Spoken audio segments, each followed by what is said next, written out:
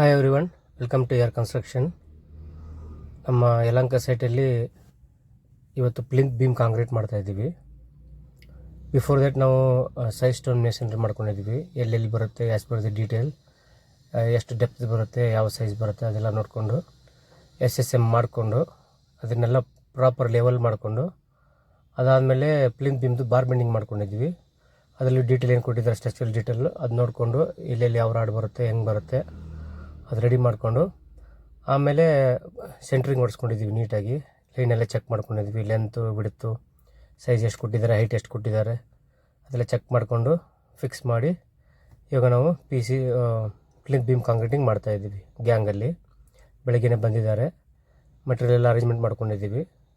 So ಮಾಡಿಕೊಂಡು ನೀಟಾಗಿ planning ಮಾಡಿಕೊಂಡು ಕಾಂಕ್ರೀಟಿಂಗ್ ನಡೀತಾ ಇದೆ. Thank you.